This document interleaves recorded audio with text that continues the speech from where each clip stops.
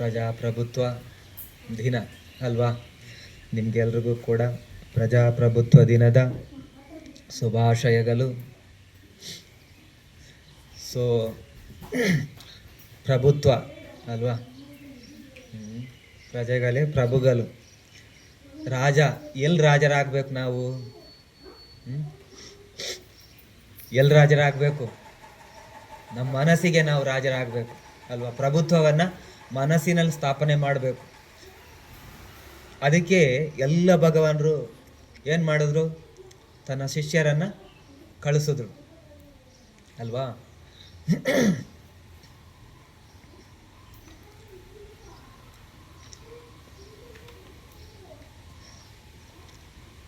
ತನ್ನ ಶಿಷ್ಯರನ್ನು ಕಳಿಸಿದ್ರು. ಹಿಂದೆ ಎಷ್ಟೆಲ್ಲ ಬುದ್ಧರು ಬಂದಿದ್ರು, ಮುಂದೆ ಎಷ್ಟೆಲ್ಲ ಬುದ್ಧರು ಬರ್ತಾರೋ, ಅವರೆಲ್ಲರೂ ಕೂಡ ಏನು ಮಾಡ್ತಾರೆ? ತನ್ನ ಶಿಷ್ಯರನ್ನು ಕಳಿಸ್ತಾರೆ. ಯಾಕೆ? ಈ ಜನ, ಈ ಲೋಕದಲ್ಲಿರ್ತಕ್ಕಂಥವರು ಮನಸ್ಸಿನಲ್ಲಿ ಪ್ರಭುತ್ವವನ್ನು ಸ್ಥಾಪನೆ ಮಾಡ್ಕೋಬೇಕು ಅಂತ. ನಮ್ಮ ಭಗವಾನರು ಕೂಡ ಏನು ಮಾಡಿದ್ರು? 60 ಜನ ಭಿಕ್ಷುಗಳಾದಾಗ ಕಳಿಸಿದ್ರು. ಚರತ ಭಿಕ್ಷವೇ ಚಾರಿಕಂ ಬಹುಜನ ಹಿತಾಯ ಬಹುಜನ ಸುಖಾಯ ಅತ್ತಾಯ ಹಿತಾಯ ಸುಖಾಯ ದೇವ ಮನುಸ್ಸಾನಂ ಮಾಯೇಕೇನ ದ್ವೇ ಆಗಮಿತ್ವಾ ದೇಸೇತ ಭಿಕ್ಷವೇ ಧಮ್ಮಂ ಆದಿ ಕಲ್ಯಾಣಂ ಮಧ್ಯೆ ಕಲ್ಯಾಣಂ ಪರ್ಯೋಸನ ಕಲ್ಯಾಣಂ ಸಬ್ಬಜನಂ ಕೇವಲ ಪರಿಪುನ್ನಂ ಪರಿಶುದ್ಧಂ ಬ್ರಹ್ಮಚರ್ಯಂ ಪಕಾಸೇತ. ಉದ್ದೇಶ ಏನಿತ್ತು? ಮನಸ್ಸಲ್ಲಿ ಪ್ರಭುತ್ವವನ್ನು ಸಾಧಿಸಬೇಕು ಅಂತ. ಇವತ್ತು ಜಗತ್ತಲ್ಲಿ ನೋಡಿ, ಎಲ್ಲಿ ಪ್ರಭುತ್ವವನ್ನು ಸಾಧಿಸಬೇಕು ಅಂತ ಪ್ರಯತ್ನ ಪಡ್ತಾರೆ? ಅನ್ಯರ ಮೇಲೆ ಪ್ರಭುತ್ವವನ್ನು ಸಾಧಿಸಬೇಕು ಅಂತ ಅಲ್ವಾ? ಅದಕ್ಕೆ ಜನಾಂಗೀಯ ಕಲಹಗಳು, ಜಾತಿ ಕಲಹಗಳು, ದೇಶದ ಮೇಲೆ ಕಲಹಗಳು, ಅದಕ್ಕೆ ತಾನೇ ನಡೀತಾ ಇರೋದು. ಆದರೆ ಭಗವಾನ್ರು ಏನು ಹೇಳಿದ್ರು? ಯಾಕೆ ಮನಸ್ಸಿನ ಮೇಲೆ ಪ್ರಭುತ್ವ ಇಲ್ಲ, ನಾವು ಇನ್ನೊಬ್ಬರನ್ನ ತನ್ನ ಹಿಡಿತದಲ್ಲಿ ಇಟ್ಕೋಬೇಕು ಅಂತ ಚಡಪಡಿಸ್ತಾ ಇದ್ದಾನೆ. ಆದರೆ ಭಗವಾನ್ರು ತನ್ನ ಒಳಗಡೆ ತಾವು ಪ್ರಭುತ್ವವನ್ನು ಸ್ಥಾಪನೆ ಮಾಡ್ಕೋಬೇಕು ಅಂತ ಧಮ್ಮವನ್ನು ಹೇಳಿದ್ರು. ಧಮ್ಮವನ್ನು ಹೇಳಿದ್ರು. ನಾವು ಹಿಂದಿನ ಭಗವಾನ್ ಬುದ್ಧರು ಒಂದ್ಸರಿ ಕೋಸಲ ದೇಶದಲ್ಲಿ, ಈಗಿನ ಕೋಸಲ ದೇಶದಲ್ಲಿ ಭಿಕ್ಷು ಸಂಘದೊಂದಿಗೆ ಚಾರಿಕ ನಡ್ಕೊಂಡು ಬರ್ತಾ ಇರುವಾಗ ಒಂದು ಪ್ರದೇಶದನ್ನು ನೋಡ್ತಾರೆ. ಭಗವಾನರು ಮುಂದೆ ಹೋಗ್ತಾ ಇದ್ದಾರೆ, ಹಿಂದ್ಗಡೆ ಭಿಕ್ಷು ಸಂಘ ಬರ್ತಾ ಇದೆ. ಭಗವಾನರ ಹಿಂದ್ಗಡೆ ಬರ್ತಾ ಇರಬೇಕಾದ್ರೆ ಭಗವಾನರು ಒಂದು ಜಾಗವನ್ನು ನೋಡಿ ಸನ್ನೆಯನ್ನು ಮಾಡ್ತಾರೆ. ಸನ್ನೆಯನ್ನು ಮಾಡಿ ಮುಗುಲ್ನಗೆಯನ್ನು ಬೀರುತ್ತಾರೆ. ಸೊ ಭಗವಾನರು ಸನ್ನೆಯನ್ನು ಮಾಡಿದಾಗ ಇಡೀ ಭಿಕ್ಷು ಸಂಘ ಆ ಕಡೆ ತನ್ನ ಗಮನವನ್ನು ಹರಿಸಿದಾಗ ಸೊ ಭಗವಾನರು ಮುಗುಲ್ನಗೆಯನ್ನು ಬೀರ್ತಾರೆ. ಆವಾಗ ಆನಂದ್ ಬಂತೇಜಿ ಅವರು ಇದನ್ನು ಗಮನಿಸ್ತಾರೆ. ಆನಂದ್ ಬಂತೇಜಿ ಅವರು ಗಮನಿಸಿ ಭಗವಾನರ ಬಳಿ ಕೇಳ್ತಾರೆ, ಭಗವಾನ್ರೇ, ನೀವೀಗ ಸನ್ನೆಯನ್ನು ಮಾಡಿದ್ದೀರಾ, ಅದ್ರ ಜೊತೆ ಮುಗುಲ್ನಗೆಯನ್ನು ಬೀರಿದ್ದೀರಾ. ತಥಾಗತರು ಕಾರಣವಿಲ್ಲದೆ ಮುಗುಲ್ನಗೆಯನ್ನು ಬೀರೋದಿಲ್ಲ. ನಾವು ನಗೋದಕ್ಕೂ ಭಗವಾನರು ನಗೋದಕ್ಕೂ ವ್ಯತ್ಯಾಸಗಳಿದ್ದಾವೆ. ನಾವು ನಗಬೇಕಾದ್ರೆ ಒಂದು ಸೋಮನಸ ಇರಬೇಕು ಅಥವಾ ಧೋಮನಸ ಇರಬೇಕು ಅಲ್ವಾ? ನಾವು ನಗ್ತೀವಲ್ಲ, ಅದಕ್ಕೊಂದು ಕಾರಣ ಇದೆ. ಸೋಮನಸ ಸಹಗತಸ ಜ್ಞಾನ ಸಂಪಯುಕ್ತ ಜ್ಞಾನ ವಿಪಯುಕ್ತ. ಒಂದು ಪ್ರಜ್ಞೆಯಿಂದ ನಗ್ತೀವಿ, ಅದಕ್ಕೊಂದು ಕಾರಣ ಇದೆ. ಇಲ್ಲೋದ್ರೆ ದೋಮನಸ, ತಮಾಷೆ ಅಂತ ಅನ್ಸತ್ತೆ, ಅವಾಗ ನಗ್ತೀವಿ ಅಲ್ವಾ? ಅದನ್ನ ಬಿಟ್ರೆ ನಗಲ್ಲ ನಾವು. ಸೊ ಭಗವಾನ್ರು ನಗೋದು ಅದಕ್ಕಲ್ಲ, ಅದು ಅದು ಉಪೇಕ್ಷದಿಂದ ಕೂಡಿರತ್ತೆ. ಆ ಮನಸ್ಸು ಉಪೇಕ ಸಹಗತ ಸ ಜ್ಞಾನ ಸಂಪಯುಕ್ತ ಅಸಿತುಪ್ಪಾದ ಚಿತ್ತ. ಅಲ್ಲಿ ಆ ಚಿತ್ತ ನಮ್ಮಲ್ಲಿ ಬಂದಿಲ್ಲ, ಅದು ಲೋಕೋತ್ತರದ ವ್ಯಕ್ತಿಗಳಿಗೆ ಬರತಕ್ಕಂಥದ್ದು. ಆ ಮನಸ್ಸಿನಿಂದ ಭಗವಾನರು ಮುಗುಲ್ನಗೆಯನ್ನು ಬೀರಿದಾಗ ಭಗವಾನರು ಆನಂದ ಬಂತೇಜಿಯವರು ಗಮನಿಸಿ ಭಗವಾನ್ರಿಗೆ ಕೇಳ್ತಾರೆ, ನಿಮ್ಮ ಈ ಮುಗುಲ್ನಗೆಯ ಕಾರಣವ ಏನು ಅಂತ ಕೇಳಿದಾಗ ಭಗವಾನರು ಆನಂದ ಬಂತೇಜಿ ಹೇಳ್ತಾರೆ, ಆನಂದ, ಈ ಜಾಗವನ್ನ ನೀನು ಏನು ಅಂತ ತಿಳ್ಕೊಳ್ತೀಯ? ಈ ಜಾಗ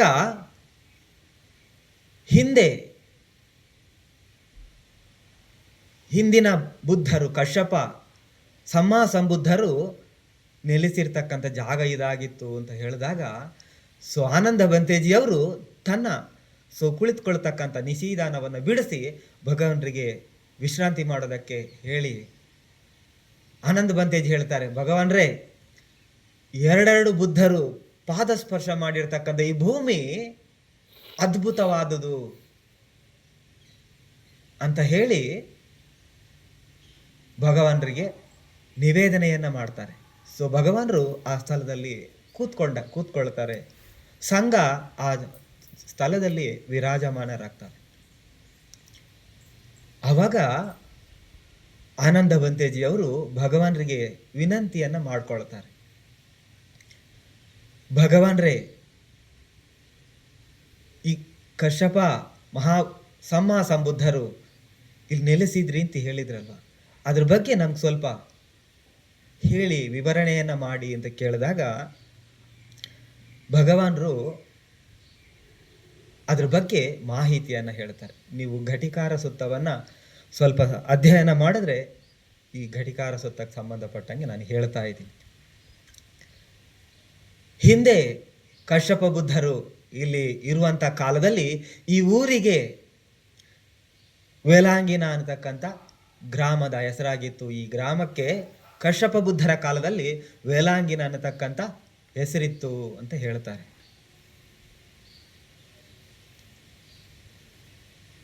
ನಾವು ಬುದ್ಧರ ಬಗ್ಗೆ ನೋಡಿದಾಗ ಎಲ್ಲರ ಬುದ್ಧರ ಬಗ್ಗೆ ಕೂಡ ನಮಗೆ ಸಿಗತ್ತೆ. ಇವರೊಬ್ಬರ ಸಿದ್ಧಾರ್ಥ ಬುದ್ಧರು ಒಬ್ಬರೇ ಬುದ್ಧರಲ್ಲ, ಹಿಂದೇನು ಬುದ್ಧರಿದ್ರು, ಮುಂದೇನು ಬುದ್ಧರು ಬರ್ತಾರೆ. ಈಗ ಆನಂದ ಬಂತೇಜಿಯ ಕಾರಣಕ್ಕೆ ಭಗವಾನರು ಈ ಘಟನೆಯನ್ನ, ಹಿಂದೆ ನಡೆದಿರ್ತಕ್ಕಂಥ ಘಟನೆಯನ್ನ ಹೇಳ್ತಾ ಇರ್ತಾರೆ. ಬಹಳ ಜನ ಈ ಹಿಂದಿನ ಬುದ್ಧರ ಬಗ್ಗೆ ಮಾತಾಡಿದ್ರೆ ಏನು ಸಂಶಯವನ್ನ ವ್ಯಕ್ತಪಡಿಸ್ತಾರೆ. ಯಾಕೆ? ಮನಸ್ಸಲ್ಲಿ ವಿಚಿಕಿಚ್ಚ ಸಂದೇಹಗಳಿರ್ತವೆ. ಭಗವಾನರು ಹಿಂದೇನು ಭಗವಾನರಿದ್ರು, ಅದಕ್ಕೆ ಭಗವಾನರು ಸಂಪೂರ್ಣ ಮಾಹಿತಿಯನ್ನ ಹೇಳ್ತಾರೆ. ಹಿಂದೆ ಕಶ್ಯಪ ಭಗವಾನ್ ಬುದ್ಧರು, ಈಗಿನ ಸಿದ್ಧಾರ್ಥ ಗೌತಮ ಬುದ್ಧರು ಬೋಧಿ ವೃಕ್ಷದ ಕೆಳಗಡೆ ಜ್ಞಾನೋದಯವನ್ನು ಪಡೆದರು. ಹಿಂದೆ ಕಶ್ಯಪ ಭಗವಾನ್ ಬುದ್ಧರು ನಿಗ್ರೋಧ ವೃಕ್ಷದ ಕೆಳಗಡೆ ಬೋಧಿಯನ್ನ ಪಡಿತಾರೆ. ಅವ್ರಿಗೂ ಆವಾಗ ಈಗ ಸಿದ್ಧಾರ್ಥ ಗೌತಮ ಬುದ್ಧರಿಗೆ ಅಗ್ರ ಸಾವಕರು, ಮಹಾಸಾವಕರು ಯಾರಾಗಿದ್ರು? ಸಾರಿಪುತ್ತ ಬಂತೇಜಿ ಮತ್ತು ಮಹಾಮೊಗ್ಗಲಾನ ಬಂತೇಜಿ.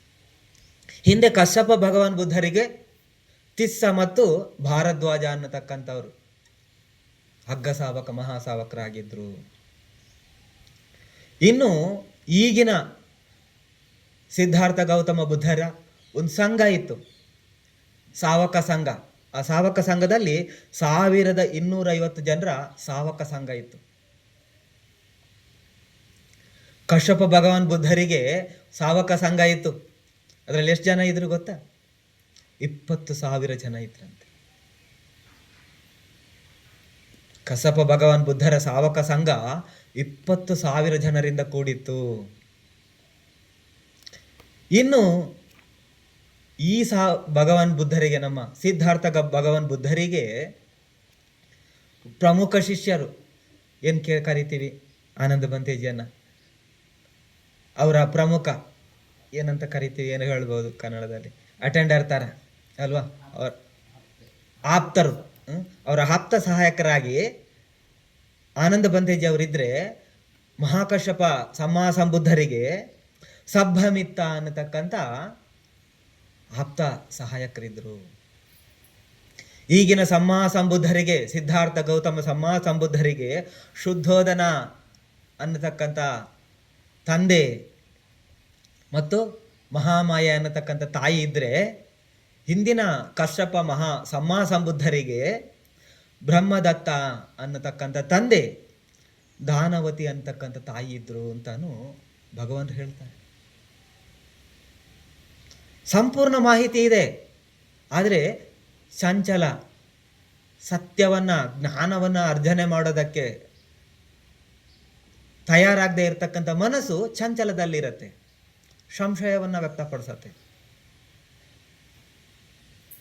ಭಗವಾನರು ಈ ಸತ್ಯವನ್ನು ಹೇಳ್ತಾರೆ. ಇಲ್ಲಿ ಕಶ್ಯಪ ಭಗವಾನ್ ಬುದ್ಧರಿದ್ರು, ಇಲ್ಲಿ ಕಶ್ಯಪ ಭಗವಾನ್ ಬುದ್ಧರು ಇರಬೇಕಾದ್ರೆ ಇಲ್ಲೊಬ್ಬ ಮಹಾಶಿಷ್ಯ ಇದ್ದ, ಅವರ ಶಿಷ್ಯ ಮಹಾಶಿಷ್ಯನಿದ್ದ. ಅವನ ಹೆಸರು ಘಟಿಕಾರ ಅಂತ. ಅವನ ಹೆಸರು ಘಟಿಕಾರ ಅನ್ನತಕ್ಕಂಥ ಒಬ್ಬ ಮಹಾಶಿಷ್ಯನಿದ್ದ. ಅವನು ಏನು ಮಾಡ್ತಾ ಇದ್ದ ಅಂತಂದರೆ, ಮಡಕೆಯನ್ನು ಮಾಡಿ ಕುಂಭಕಾರನಾಗಿದ್ದ. ಅವನು ಕುಂಭಕಾರನಾಗಿದ್ದ, ಮಡಕೆಗಳನ್ನು ಮಾಡಿ ಅದನ್ನು ಸೇಲ್ ಮಾಡಿ, ಮಾರಾಟ ಮಾಡಿ, ಅದರಿಂದ ಬರತಕ್ಕಂಥ ದುಡ್ಡಿಂದ ತನ್ನ ಜೀವನವನ್ನು ಸಾಗಿಸ್ತಾ ಇದ್ದ. ಅವನು ಎಷ್ಟು ದೊಡ್ಡ ಶಿಷ್ಯನಾಗಿದ್ದ ಅಂತಂದರೆ, ಅವನು ಕಶ್ಯಪ ಮಹಾಬುದ್ಧರ ಸಂಬುದ್ಧರ ಎಷ್ಟು ದೊಡ್ಡ ಶಿಷ್ಯನಾಗಿದ್ದ ಅಂದರೆ, ಅವನು ಬಹಳ ಶ್ರದ್ಧಾವಂತನಾಗಿದ್ದ, ಶೀಲ ಸಂಪನ್ನನಾಗಿದ್ದ ಅಂತ ಹೇಳ್ತಾರೆ. ಅವನು ಎಷ್ಟು ದೊಡ್ಡ ಕಲ್ಯಾಣ ಮಿತ್ರನಾಗಿದ್ದ ಅಂತಂದರೆ, ಒಂದ್ಸರಿ ಅವನಿಗೊಬ್ಬ ಬಹಳ ಆತ್ಮೀಯ ಸ್ನೇಹಿತನಿದ್ದ. ಅವನ ಹೆಸರು ಜ್ಯೋತಿಪಾಲ ಮಾನವಕ. ಮಾನವಕ ಅಂದರೆ ಅವರ ಕುಲ ಗೋತ್ರ ಇರುತ್ತಲ್ವ. ಮಾನವಕ ಅನ್ನತಕ್ಕಂಥ ಒಬ್ಬ ಜ್ಯೋತಿಪಾಲ ಮಾನವಕ ಅನ್ನತಕ್ಕಂಥ ಒಬ್ಬ ಬ್ರಾಹ್ಮಣ ಸ್ನೇಹಿತನಿದ್ದ. ಒಂದ್ಸರಿ ಅವರಿಬ್ಬರ ಸಮಾಗಮ ಆದಾಗ ಈ ಘಟಿಕಾರ ಕುಂಭಕಾರ ಆ ಜ್ಯೋತಿಪಾಲ ಮಾನವಕನಿಗೆ ಹೇಳ್ತಾನೆ, ಜ್ಯೋತಿಪಾಲ, ನೀನೇಗೋ ಇಲ್ಲಿವರೆಗೂ ಬಂದಿದ್ದೀಯ, ಪಕ್ಕದಲ್ಲೇ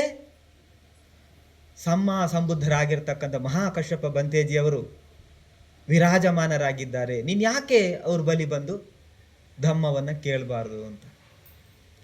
ಜ್ಯೋತಿಪಾಲ ಮಾನವಕ ಅವನು ಬ್ರಾಹ್ಮಣ ಕುಲದಿಂದ ಬಂದಿರತಕ್ಕಂಥವನು. ಅವನದ್ದೇ ಆದಂಥ ಆಚಾರ ವಿಚಾರ ನಂಬಿಕೆ ಕಟ್ಟುಪಾಡುಗಳಿಂದ ನಡ್ಕೊಂಡು ಬಂದಿರತಕ್ಕಂಥವನು. ಸಹಜವಾಗಿ ಇವತ್ತಿಗೂ ಕೂಡ ಪ್ರತೀತಿ ಇದೆಯಲ್ಲ, ಅನ್ಯರ ವಿಚಾರವನ್ನು ಕೇಳೋದಕ್ಕೆ ಮನಸ್ಸು ತುಡಿತಗೊಳ್ಳೋದಿಲ್ಲ, ಕಾತುರಗೊಳ್ಳೋದಿಲ್ಲ. ಆದರೆ ಈ ಜ್ಯೋತಿಪಾಲ ಮಾನವಕನನ್ನು ಈ ಕುಂಭಕಾರ ಘಟಿಕಾರ ಏನು ಮಾಡ್ತಾನೆ, ಪದೇ ಪದೇ ಅವನನ್ನು ಒತ್ತಾಯವನ್ನು ಪಡಿಸ್ತಾನೆ. ನೀನು ಒಂದ್ಸರಿ ಬಂದು ಸಂಬುದ್ಧರ ನುಡಿಗಳನ್ನು ಕೇಳು ಅಂತ ಹೇಳಿದಾಗ, ಸೊ ಘಟಿಕಾರ ಜ್ಯೋತಿಪಾಲ ಮಾನವಕ ಎರಡನೇ ಬಾರಿ ಕೂಡ ಅವನ ಇದನ್ನು ತಿರಸ್ಕಾರ ಮಾಡ್ತಾನೆ. ಮೂರನೇ ಬಾರಿ ಕೂಡ ಮಾಡ್ತಾನೆ. ಆದರೆ ಅವ್ರು ಯಾವುದೇ ರೀತಿಗೂ ಅವನಿಗೆ ಸರಿಯಾದ ರೀತಿಯಲ್ಲಿ ಪ್ರತಿಕ್ರಿಯೆಯನ್ನು ಕೊಡೋದಿಲ್ಲ. ಹಾಗೆಯೇ ಮುಂದುವರಿತಾ ಅವರು ಸ್ನಾನಕ್ಕೆ ಅಂತ ಪಕ್ಕದ ನದಿ ಕಡೆ ಹೋಗ್ತಾ ಇರುವಾಗ ಮತ್ತೆ ಈ ಕುಂಭಕಾರ ಘಟಿಕಾರ ಜ್ಯೋತಿಪಾಲ ಮಾನವಕನನ್ನು ಮತ್ತೆ ಒಂದ್ಸರಿ ಅವನಿಗೆ ನಿಮಂತ್ರಣವನ್ನು ಮಾಡ್ತಾನೆ. ಜ್ಯೋತಿಪಾಲ, ನೀನು ಒಂದ್ಸರಿ ಸಂಬುದ್ಧರ ಧಮ್ಮವನ್ನು ಕೇಳು ಅಂಥೇಳಿ ಅವನನ್ನು ಕೇಳ್ಕೊಳ್ತಾನೆ. ಎರಡನೇ ಬಾರಿ ಮತ್ತೆ ಕೇಳ್ಕೊಳ್ತಾನೆ. ಅವನ ಬಟ್ಟೆಯನ್ನು ಹಿಡಿದು ಜಗ್ಗಿ ಕೇಳ್ತಾನೆ, ನೀನು ಯಾಕೆ ಕೇಳಬಾರ್ದು, ಇಂಥ ಪರಿಶುದ್ಧವಾದ ಜಮ್ಮವನ್ನು ನೀನು ಯಾಕೆ ಕೇಳಬಾರ್ದು ಅಂತ ಜ್ಯೋತಿಪಾಲನನ್ನು ಘಟಿಕಾರ ಕೇಳ್ತಾನೆ.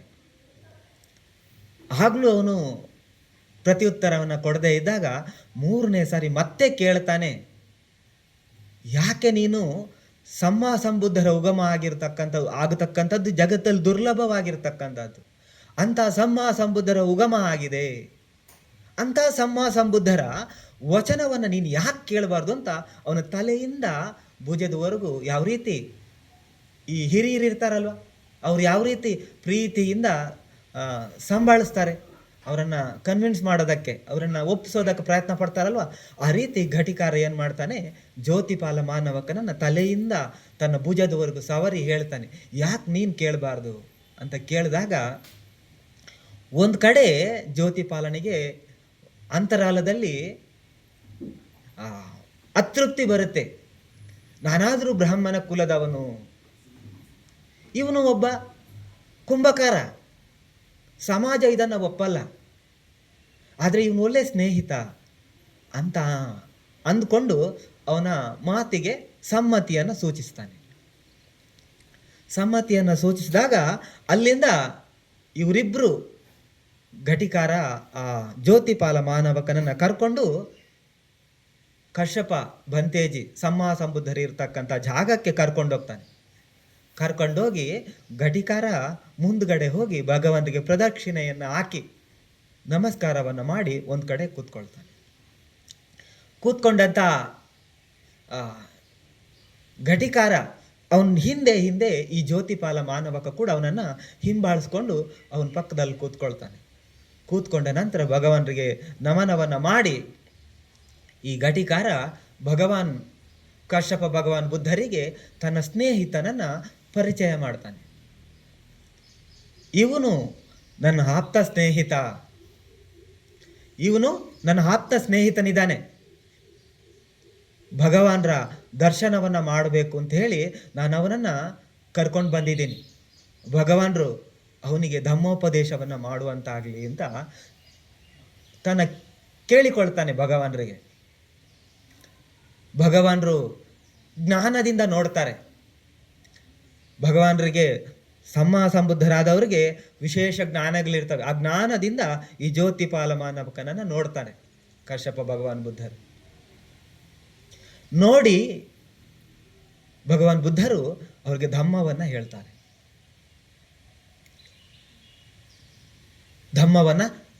ಮೊದಲ ಬಾರಿಗೆ ಬಂದಿದ್ದಾರೆ ಜ್ಯೋತಿಪಾಲ ಮಾನವಕ. ಸೊ ಕಶ್ಯಪ ಭಗವಾನ್ ಬುದ್ಧರು ಜ್ಯೋತಿಪಾಲ ಮಾನವಕನಿಗೆ ಧಮ್ಮವನ್ನು ಹೇಳ್ತಾರೆ.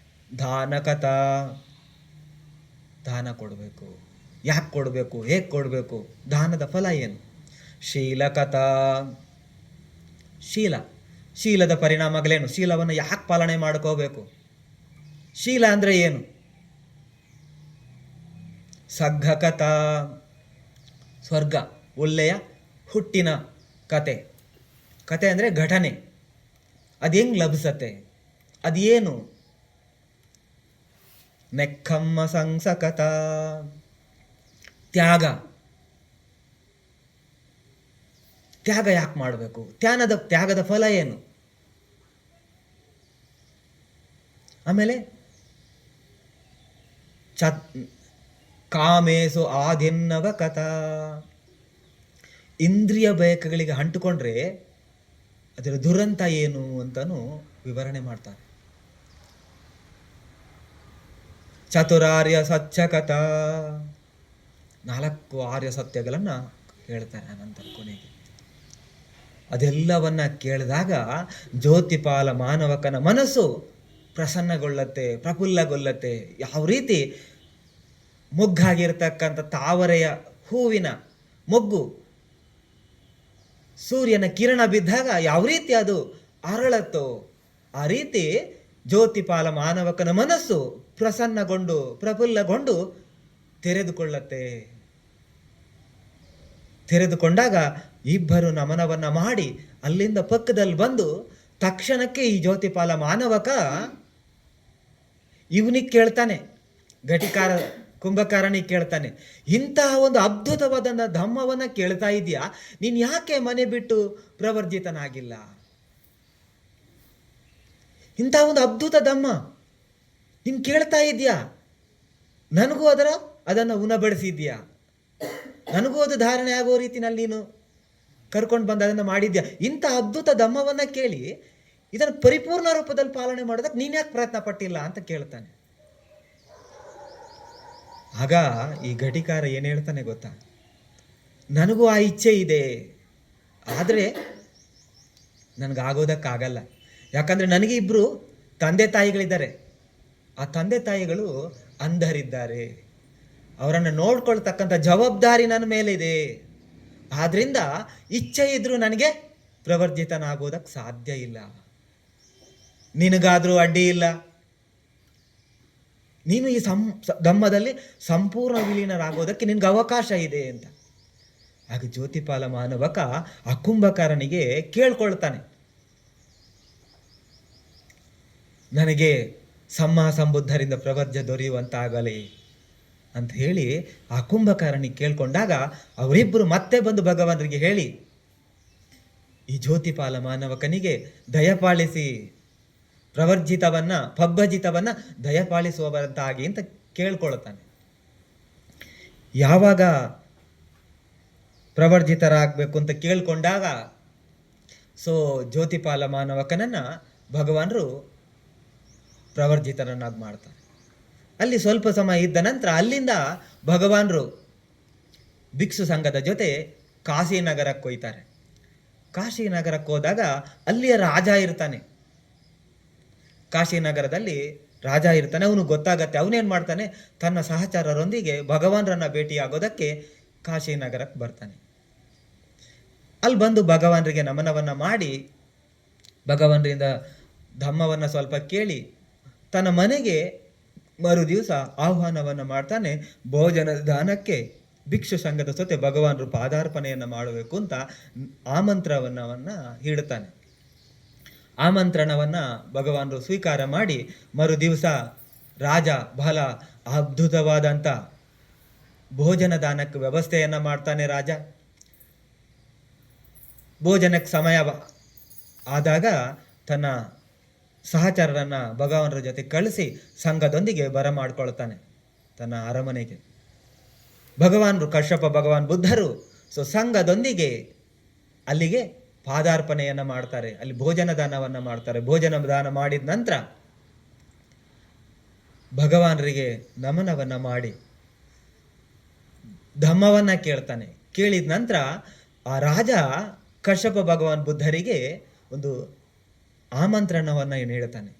ಬರ್ತಕ್ಕಂಥ ವರ್ಷಾವಾಸ, ಮಳೆಗಾಲದ ವರ್ಷಾವಾಸದ ಸಂದರ್ಭದಲ್ಲಿ ಭಗವಾನರು ಇಲ್ಲಿ ವರ್ಷಾವಾಸವನ್ನ ಮಾಡುವವರಾಗಿ ತಮ್ಮೆಲ್ಲ ಅಗತ್ಯತೆಗಳನ್ನು ನಾನು ಪೂರೈಸ್ತೀನಿ. ಭಗವಾನರು ನಮಗೊಂದು ಕೃಪೆಯನ್ನು ತೋರಿಸಿ ಸೇವೆಯನ್ನು ಮಾಡೋದಕ್ಕೆ ಅವಕಾಶವನ್ನು ಒದಗಿಸ್ಕೊಡ್ಬೇಕು ಅಂತ ನಿವೇದನೆಯನ್ನು ಮಾಡ್ಕೊಳ್ತಾನೆ. ಆದರೆ ಕಶ್ಯಪ ಭಗವಾನರು ಅದನ್ನು ಸಮ್ಮತಿಸೋದಿಲ್ಲ. ಎರಡನೇ ಬಾರಿಗೆ ನಿಮಂತ್ರಣವನ್ನ ಮಾಡ್ತಾನೆ. ತನ್ನ ಕೋರಿಕೆಯನ್ನು ಕೇಳ್ಕೊಳ್ತಾನೆ. ಎರಡನೇ ಬಾರಿ ಮಾಡಿದಾಗಲೂ ಕೂಡ ಭಗವಾನರು ಅವರ ಆಮಂತ್ರಣವನ್ನ ಒಪ್ಕೊಳ್ಳೋದಿಲ್ಲ. ಮೂರನೇ ಬಾರಿ ಮಾಡ್ಕೊಳ್ತಾನೆ. ಆವಾಗಲೂ ಭಗವಾನರು ಒಪ್ಕೊಳ್ಳೋದಿಲ್ಲ. ಅವಾಗ ಆ ರಾಜ ಕೇಳ್ತಾನೆ, ನಾನು ಇಷ್ಟೊಂದು ಸೇವೆ ಮಾಡಿದ್ದೀನಿ, ಇದರಲ್ಲಿ ಯಾವುದಾದ್ರೂ ತಪ್ಪುಗಳಿದೆಯಾ? ನನಗಿಂತ ಒಳ್ಳೆ ಒಬ್ಬ ದಾಯಕ ಉಪಾಸಕ ನಿಮ್ಗಿದಾರ ಅಂತ ಕೇಳಿದಾಗ ಭಗವಾನರು ಹೇಳ್ತಾರೆ, ಹೌದು, ನಿನಗಿಂತ ಒಳ್ಳೆಯದು ಒಬ್ಬ ಉಪಾಸಕ, ಮಹಾ ಉಪಾಸಕ ಇದ್ದಾನೆ. ಅವನ ಹೆಸರು ಘಟಿಕಾರ ಅಂತ ಹೇಳ್ತಾರೆ. ಘಟಿಕಾರ ಅನ್ನತಕ್ಕಂಥ ಒಬ್ಬ ಉಪಾಸಕನಿದ್ದಾನೆ. ಅವನು ಹೆಂಗಿದ್ದಾನೆ ಅಂತಂದ್ರೆ, ಅವನು ಎಷ್ಟು ಶೀಲ ಸಂಪನ್ನನಾಗಿದ್ದಾನೆ, ಶ್ರದ್ಧಾ ಸಂಪನ್ನನಾಗಿದ್ದಾನೆ ಅಂತಂದ್ರೆ ಪರಿಶುದ್ಧ ಶೀಲವನ್ನ ಆಚರಣೆ ಮಾಡ್ತಾನೆ. ಯಾವತ್ತೂ ಕೂಡ ಅವನ ಮನಸ್ಸು ಚಂಚಲಗೊಳ್ಳೋದಿಲ್ಲ. ಯಾಕಂದ್ರೆ ಅವನು ಶ್ರದ್ಧೆಯಿಂದ ಇದ್ದಾನೆ, ಬಹಳ ಶ್ರದ್ಧಾ ಸಂಪನ್ನನಾಗಿದ್ದಾನೆ. ಈಗ ನಾನು ನಿನ್ನ ಆಮಂತ್ರಣವನ್ನ ಕೊಟ್ಟಾಗ ನಾನು ಅದನ್ನ ಒಪ್ಪದೇ ಇದ್ದಾಗ ನಿನ್ನ ಮನಸ್ಸು ಎಷ್ಟು ಚಂಚಲಮಯವಾಯಿತು, ಎಷ್ಟು ನಿನ್ನ ಮನಸ್ಸು ಅತೃಪ್ತಿಕರವಾಗೋಯಿತು. ಅದೇ ಮಾತನ್ನು ನಾನೇನಾದರೂ ಘಟಿಕಾರನಿಗೆ ಹೇಳಿದ್ದಿದ್ರೆ ಅವನು ಸಂತೋಷದಿಂದ ಅನ್ಯರಿಗೆ ಸಿಕ್ಕಿರ್ತಕ್ಕಂಥ ಆ ಅವಕಾಶವನ್ನ ನೆನೆಸ್ಕೊಂಡು ಖುಷಿ ಪಡ್ತಾ ಇದ್ದ. ಆದರೆ ನಾನು ಅದನ್ನು ನಿನ್ನ ಆಮಂತ್ರಣವನ್ನು ಸ್ವೀಕಾರ ಮಾಡದೇ ಇದ್ದಾಗ ನಿನ್ನ ಮನಸ್ಸು ಬಹಳ ದುಃಖಗೊಂಡಿದೆ. ಅಂತ ಹೇಳಿ ಅವನಿಗೆ ಹೇಳ್ತಾರೆ. ಹೇಳಿ ಅದನ್ನು ಮುಂದುವರಿಸ್ತಾರೆ.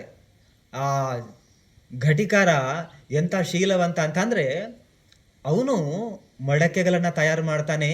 ಎಲ್ಲಿ ಮಣ್ಣನ್ನು ಕಿತ್ತಾಕಿರ್ತಕ್ಕಂಥ ಪ್ರಾಣಿಗಳು, ಕಿತ್ತಾಕಿರ್ತಕ್ಕಂಥ ಮಣ್ಣಿರುತ್ತಲ್ಲ, ಅಂತಹ ಮಣ್ಣನ್ನು ಹುಡ್ಕೊಂಡು ಹೋಗ್ತಾನೆ.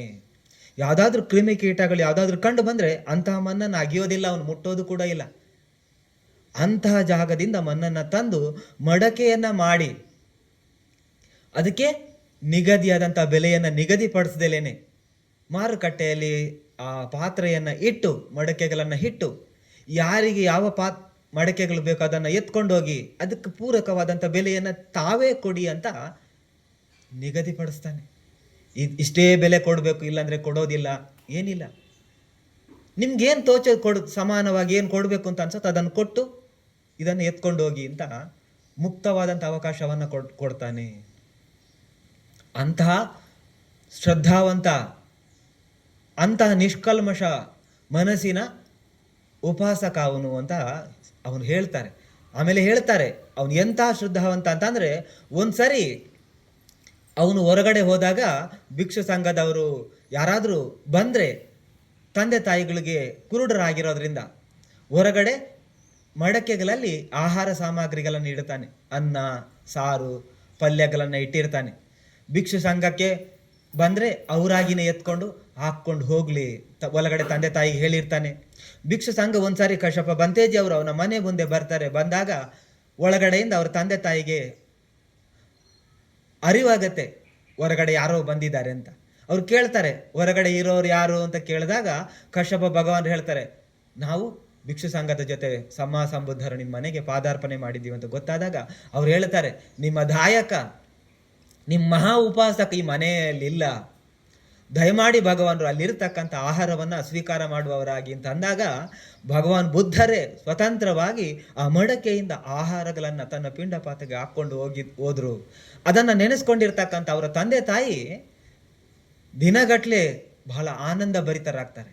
ಭಗವಾನ್ ಬುದ್ಧರು ಬಂದಿದ್ದಲ್ಲದೇನೆ ತನ್ನ ಸ್ವಯಂ ಪ್ರೇರಿತರಾಗಿ ಆಹಾರವನ್ನು ತನ್ನ ಪಿಂಡ ಪಾತ್ರೆಗೆ ಹಾಕ್ಕೊಂಡು ಇಲ್ಲಿಂದ ನಿರ್ಗಮಿಸಿದ್ದಾರೆ ಅನ್ನುವಂಥ ವಿಚಾರವನ್ನು ಮನಸ್ಸಲ್ಲಿ ಮನನ ಮಾಡಿಕೊಂಡು ಖುಷಿ ಪಡ್ತಾರೆ. ಆಮೇಲೆ ಘಟಿಕಾರ ತನ್ನ ಮಗ ಕೂಡ ಮನೆಗೆ ಬಂದಾಗ ಆ ತಂದೆ ತಾಯಿಗಳು ವೃದ್ಧ ಅಂದ ತಂದೆ ತಾಯಿಗಳು ತನ್ನ ಮಗನಿಗೆ ಹೇಳ್ತಾರೆ, ಇವತ್ತು ಕಶ್ಯಪ ಭಗವಾನರು ಪಾದಾರ್ಪಣೆ ಮಾಡಿದ್ರು, ಸೊ ಅವರನ್ನು ನಾನು ಈ ಥರ ನಿವೇದನೆ ಮಾಡಿಕೊಂಡಾಗ ಭಗವಾನರನ್ನೊಡಗೂಡಿ ಇಡೀ ಸಂಘ ಅಲ್ಲಿರ್ತಕ್ಕಂಥ ಆಹಾರ ಸಾಮಗ್ರಿಗಳನ್ನು ಸ್ವೀಕಾರ ಮಾಡಿದೆ ಅಂತ ಗೊತ್ತಾದಾಗ ಆ ಘಟಿಕಾರ 1 ವಾರ ಆನಂದದಲ್ಲಿ ತೇಲಾಡ್ತಾನೆ.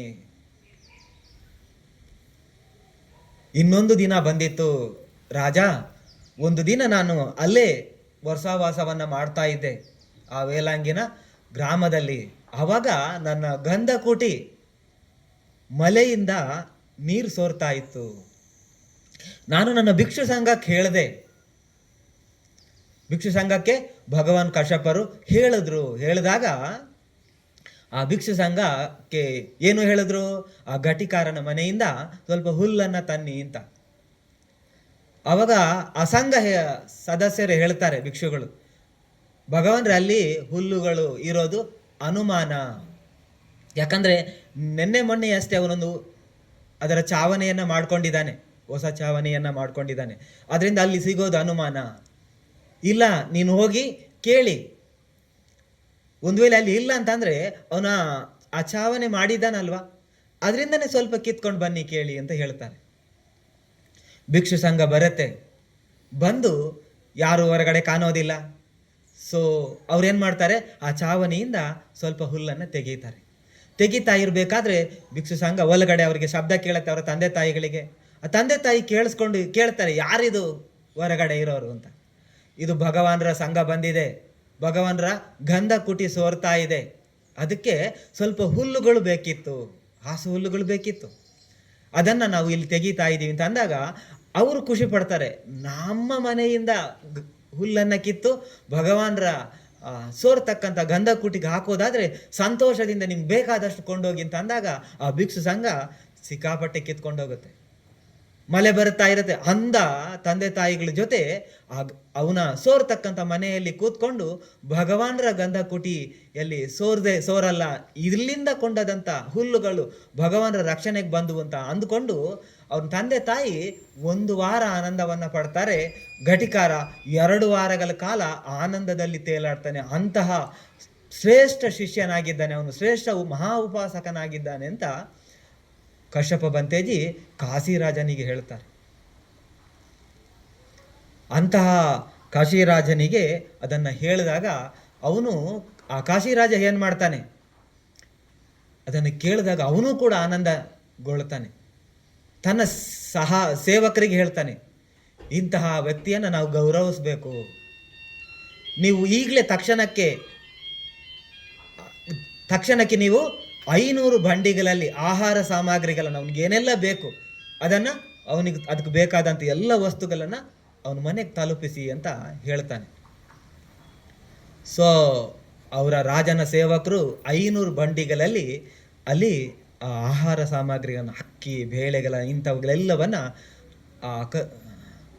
ಘಟಿಕಾರನ ಮನೆಗೆ ಸಾಕಿಸ್ತಾರೆ.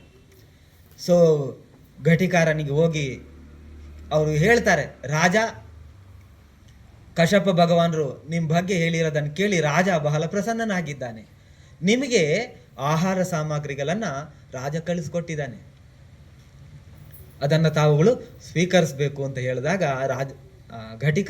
ಕುಂಭಕಾರ ಹೇಳ್ತಾನೆ, ನಮಗೆ ಇದು ಬೇಕಾಗಿಲ್ಲ, ಇದು ಯಾರಿಗೆ ಸಲ್ಲಬೇಕು ಅವ್ರಿಗೆ ಸಲ್ಲಿಸಿ. ನೀವು ಆ ಕುಂಭಕಾರ ಘಟಿಕಾರ ಇದ್ದಾನಲ್ವ, ಅವನು ತಗೊಳ್ಳೋದನ್ನು ಬಿಡಿ, ಅದನ್ನು ಸ್ಪರ್ಶ ಮಾಡಿ ಕೂಡ ನೋಡಲ್ಲ, ಅದನ್ನು ವಾಪಸ್ ಕಳಿಸ್ತಾನೆ. ಸೊ ರಾಜ ಮತ್ತಷ್ಟು ಅವರಿಂದ ಉತ್ತೇಜನವನ್ನು ಪಡಿತಾನೆ. ಯಾಕೆ ಸಾಧ್ಯ ಆಯಿತು? ಭಗವಾನರು ಅದನ್ನು ಆನಂದ ಬಂತೇಜಿಗೆ ಇಲ್ಲಿ ಕೂತ್ಕೊಂಡು ಹೇಳ್ತಾ ಇದ್ದಾರೆ. ಹಿಂದಿನ ವೇಲಾಂಗನ ಅವ್ರು ಸನ್ನೆ ಮಾಡಿರ್ತಕ್ಕಂಥ ಜಾಗ ಇದೆಯಲ್ಲ, ಆ ಜಾಗದಲ್ಲಿ ಭಗವಾನರು ಆನಂದ ಬಂತೇಜಿ ಜೊತೆ ಸಂಘಕ್ಕೆ ಹೇಳ್ತಾ ಇದ್ದಾರೆ, ಈ ಜಾಗ ಅಷ್ಟು ಪವಿತ್ರವಾಗಿದೆ, ಅದ್ಭುತವಾಗಿದೆ ಅಂತ ಆನಂದ ಬಂತೇಜಿ ಹೇಳಿದಾಗ ಆ ಅದ್ಭುತವನ್ನ ಆನಂದ ಬಂತೇಜಿ ಮತ್ತು ಸಂಘಕ್ಕೆ ವಿವರಣೆಯನ್ನ ಮಾಡ್ತಾರೆ. ಈ ಜಾಗ ಅಂತಹ ಅದ್ಭುತವಾದಂತಹ ಜಾಗ ಅಂತ ಹೇಳಿ ವಿವರಣೆಯನ್ನ ಮಾಡ್ತಾರೆ. ಸೊ ಆನಂದ ಬಂತೇಜಿಗೆ ಮುಂದುವರಿಸಿ ಹೇಳ್ತಾರೆ, ಆನಂದ, ಈಗ ಅವನು ಘಟಿಕಾರ ಯಾರಿಗೆ ಪ್ರವರ್ಜಿತನಾಗೋದಕ್ಕೆ ಪ್ರೇರಣೆಯನ್ನೇ ನೀಡಿದನು, ಜ್ಯೋತಿಪಾಲ ಮಾನವಕ. ಈಗ ನಿನ್ಗೆ ಪ್ರಶ್ನೆ ಬಂದಿರಬಹುದು, ಈ ಅದ್ಭುತವಾದಂಥ ಮಹಾ ಉಪಾಸಕ ಘಟಿಕಾರ, ಅವನ ಸ್ನೇಹಿತ ಜ್ಯೋತಿಪಾಲ ಮಾನವಕ ಇದಾನಲ್ವ, ಅವನು ಯಾರಿರ್ಬೋದು ಅಂತ ನೀನು ಯೋಚನೆ ಮಾಡ್ತಾ ಇದೀಯ. ಆ ಜ್ಯೋತಿಪಾಲ ಮಾನವಕ ಮತ್ಯಾರೂ ಅಲ್ಲ ಆನಂದ, ಅದು ನಾನೇ ಆಗಿದ್ದೆ ಅಂತ ಹೇಳ್ತಾರೆ. ಅದು ನಾನೇ ಆಗಿದ್ದೆ. ಇನ್ನು ಆ ಘಟಿಕಾರ ಇದನ್ನಲ್ವಾ, ಅವನು ಸಾಮಾನ್ಯನಲ್ಲ, ಅವನು ಅನಾಗಾಮಿತ್ವವನ್ನು ಪಡ್ಕೊಂಡಿದ್ದಾನೆ ಅಂತ ಹೇಳ್ತಾರೆ. ಸೊ ಇಲ್ಲಿ ನಮ್ಮ ಕಂಡು ಏನು ಬರುತ್ತೆ ಅಂತಂದರೆ, ಆ ಘಟಿಕಾರ ಆಗರ್ಭ ಶ್ರೀಮಂತನಾಗಿರಲಿಲ್ಲ ಬಾಹ್ಯ ಸಂಪತ್ತುಗಳಲ್ಲಿ, ಆದರೆ ಮಾನಸಿಕ ಸಂಪತ್ತು ತುಂಬಿ ತುಳುಕ್ತಾ ಇತ್ತು. ಮಾನಸಿಕ ಸಂಪತ್ತು ತುಂಬಿ ತುಳುಕಿತ್ತು. ಅವನಲ್ಲಿ ಶ್ರದ್ಧೆಯ ಧನ ಇತ್ತು, ಶೀಲದ ಧನ ಇತ್ತು, ಪನ್ಯ ಧನ ಇತ್ತು, ಪುಣ್ಯದ ಧನ ಇತ್ತು. ಭಗವಾನ್ ಬುದ್ಧರ ಬೋಧನೆಯ ಉದ್ದೇಶ ಇಂಥ ಧನವನ್ನು ಸಂಗ್ರಹಿಸೋದು. ಯಾವಾಗ ಇಂಥ ಧನವನ್ನು ಸಂಗ್ರಹ ಮಾಡೋಕ್ಕಾಗತ್ತೆ? ಪ್ರಜ್ಞೆಯ ಧನ, ಶೀಲದ ಧನ, ಶ್ರದ್ಧೆಯ ಧನ, ಶೀಲದ ಧನ, ಪ್ರಜ್ಞೆಯ ಧನ, ಪುಣ್ಯದ ಧನ ಯಾವಾಗ ಸಂಗ್ರಹ ಮಾಡೋಕ್ಕಾಗತ್ತೆ ಅಂದರೆ ಮನಸ್ಸಲ್ಲಿ ಆಧಿಪತ್ಯವನ್ನು ಸ್ಥಾಪನೆ ಮಾಡಿದಾಗ. ಆ ಉದ್ದೇಶದಿಂದ ಭಗವಾನರು ಭಿಕ್ಷುಗಳನ್ನು ಕಳಿಸ್ತಾ ಇದ್ರು. ಚರತ ಬಿಕ್ಕವೇ ಚಾರಿಕಂ. ಇವತ್ತಿಗೂ ಕೂಡ ಅವತ್ತು ಹೊರಟಿರ್ತಕ್ಕಂಥ ಭಿಕ್ಷು ಸಂಘ ಇವತ್ತಿಗೂ ಕೂಡ ಜಗತ್ತಿನಾದ್ಯಂತ ಸಂಚಾರ ಮಾಡ್ತಾ ಇದೆ. ಅವತ್ತು ಮಹಾಸಂಘ ಸಂಚಾರ ಮಾಡ್ತಾ ಇತ್ತು, ಸಾವಕ ಸಂಘ ಸಂಚಾರ ಮಾಡಿತ್ತು. ಇವತ್ತು ಅವತ್ತು ಕಶ್ಯಪ ಭಗವಾನರ ಕಾಲದಲ್ಲಿ 20,000 ಭಿಕ್ಷು ಮಹಾಸಂಘ ಸಾವಕ ಸಂಘ ಸಂಚಾರ ಮಾಡಿದರೆ, ಭಗವಾನರ ಕಾಲದಲ್ಲಿ 1250 ಸಾವಕ ಸಂಘ ಸಂಚಾರ ಮಾಡಿತ್ತು. ಈಗ ಅಂತಹ ಸಂಘ ಸಿಗದೇ ಇರ್ಬೋದು, ಆದರೆ ಅಂತಹ ಸಂಘದ ಮಾರ್ಗದಲ್ಲೇ ತನ್ನ ಹೆಜ್ಜೆಯ ಮೇಲೆ ಹೆಜ್ಜೆ ಇಡ್ತಕ್ಕಂಥ ಕೆಲವರು ಹಿರಿಯ ಸಾಧನೆ ಮಾಡಿರ್ತಕ್ಕಂಥ ಸಂಘನೂ ಇದೆ. ಪುತುಜನ ಸಂಘನೂ ಅದೇ ಧಮ್ಮವನ್ನು ಹೇಳಿ ಜನರಿಗೆ ಮನಸ್ಸಿಗೆ ಮುಟ್ಟುವಂಥ ಕೆಲಸವನ್ನು ಇವತ್ತಿಗೂ ಮಾಡ್ತಾ ಇದ್ದಾರೆ. ಆ ಧಮ್ಮವನ್ನು ನಾವು ಸ್ವೀಕಾರ ಮಾಡೋದ್ರ ಮೂಲಕ, ಆ ಧಮ್ಮವನ್ನು ಯಥಾಭೂತವಾಗಿ ಅರಿಯೋದ್ರ ಮೂಲಕ, ಆ ಧಮ್ಮವನ್ನು ಆಚರಣೆ ಮಾಡೋದ್ರ ಮೂಲಕ, ಬುದ್ಧ ಧಮ್ಮ ಸಂಘಕ್ಕೆ ನಿಜವಾದಂಥ ವಂದನೆಯನ್ನು ಸಲ್ಲಿಸೋದ್ರ ಮೂಲಕ ಮನಸ್ಸಲ್ಲಿ ಪ್ರಭುತ್ವವನ್ನು ಸಾಧನೆ ಮಾಡಬೇಕು. ಆ ಮೂಲಕ ಧಮ್ಮವನ್ನು ನಾವು ಈ ಭೂಮಿ ಮೇಲೆ ಮತ್ತೆ ಅಚಲವಾಗಿ ಸ್ಥಾಪಿಸಬೇಕು. ಆವಾಗ ಭಗವಾನರ ಸಂಘ ಈ ಧಮ್ಮವನ್ನು ಭೂಮಿ ಮೇಲೆ ಹರಡಿರೋದಕ್ಕೆ, ಅದರ ಲಾಭವನ್ನು ಪಡೆದಿರ್ತಕ್ಕಂಥ ನಾವುಗಳು ಧನ್ಯರಾಗ್ತೀವಿ ಅನ್ನತಕ್ಕಂಥ ಧಮ್ಮ ಸಂದೇಶದೊಂದಿಗೆ ಇವತ್ತಿನ ಘಟಿಕಾರ ಸುತ್ತದ ಒಂದು ಅಂಶವನ್ನು ತಮ್ಮ ಮುಂದೆ ಇಟ್ಟಿದ್ದೀನಿ. ಇದು ಬಹಳ ಇನ್ನೂ ವಿಶಾಲವಾಗಿದೆ. ಇವತ್ತಿನ ದಿನಕ್ಕೆ ಸರಳವಾಗಿ ನಿಮ್ಮ ಮುಂದೆ ಇಡುವಂಥ ಪ್ರಯತ್ನ ಮಾಡಿದ್ದೀನಿ. ಇಂತಹ ಈ ಧಮ್ಮದ ಅಂಶ ನಿಮ್ಮ ಮನಸ್ಸಲ್ಲೂ ಕೂಡ ಬೆಳೆಯಲಿ, ಚಿಗುರೊಡೆಯಲಿ. ನೀವು ಕೂಡ ಇರೋ ಸ್ಥಿತಿಗತಿಯಲ್ಲೇ ಘಟಿಕಾರ ಅನ್ನತಕ್ಕಂಥ ಮಹಾ ಉಪಾಸಕನ ಪ್ರೇರಣೆ ನಿಮ್ಮ ಮನಸ್ಸಲ್ಲೂ ಬರಲಿ. ನೀವೆಲ್ಲರೂ ಕೂಡ ಧಮ್ಮದಲ್ಲಿ ಬೆಳೆಯಿರಿ, ಧಮ್ಮದಲ್ಲಿ ಸಾಧನೆಯನ್ನು ಮಾಡಿ, ನೀವು ಕೂಡ ಮನಸ್ಸಿನಲ್ಲಿ ಅಧಿಪತ್ಯವನ್ನು ಸ್ಥಾಪನೆ ಮಾಡಿ ಅಂತ ಹೇಳಿ ಈ ಸಂದರ್ಭದಲ್ಲಿ ನಿಮಗೆಲ್ರಿಗೂ ಕೂಡ ಕೃತಜ್ಞತಾಪೂರ್ವಕವಾಗಿ ಅವಕಾಶವನ್ನು, ಇಂತಹ ಒಂದು ಸಂದರ್ಭದಲ್ಲಿ ಪುಣ್ಯವನ್ನು ಮಾಡೋದಕ್ಕೆ ಅವಕಾಶ ಕೊಟ್ಟಿರ್ತಕ್ಕಂಥ ತಮಗೆಲ್ರಿಗೂ ಕೂಡ ಒಳ್ಳೆಯದಾಗಲಿ ಅಂತ ಹೇಳಿ ಈ ಧಮ್ಮ ಪ್ರವಚನವನ್ನು ಇಲ್ಲಿಗೆ ಸಮಾಪ್ತಗೊಳಿಸ್ತಾ ಇದ್ದೀನಿ. ಭವತು ಸಭಮಂಗಲಂ.